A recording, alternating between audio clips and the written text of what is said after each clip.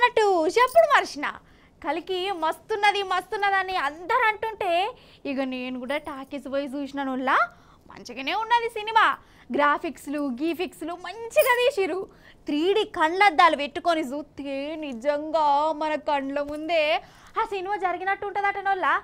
అయితే పంజగుట్టలో ఉన్న ఒక టాకీస్లోనోళ్ళ సినిమా చూస్తున్న జనాలకు కళ్ళ ముందు జరిగినట్టు కాదు, సినిమా చూస్తుంటే కల్కి సినిమాలో ఉన్న దీపికా పడుకోనే నిజంగానే టాకీస్ లోపలికి వచ్చిందా ఏంది అని అనిపించిందట.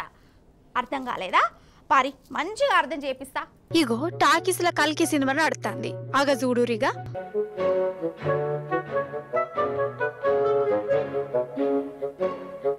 ఆగ చూసిరా వాన పడుతుంది టాకీస్ లోపల. పంచగుట్టలో ఉన్న పీవీఆర్ టాకీస్ అట.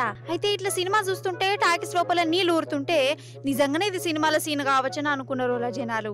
3D సినిమా సీన్లు గిట్లనే ఉంటాయి, స్పెషల్ ఎఫెక్టులు అని సంబరపడ్డారు.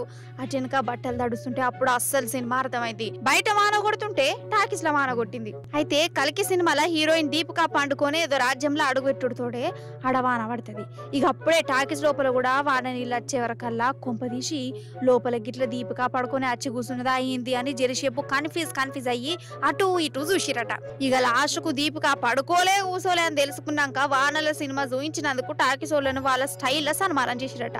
టికెట్ రేట్లు వందల రూపాయలు పెడతారు, ప్యాలాల పొట్లాలకు 400-500 తీసుకుంటారు. అసోంటిది మాకు ఈ స్పెషల్ ఎఫెక్ట్ ఏందనుకుంటా పొట్టు తిట్టుకుంటా పోయిరట.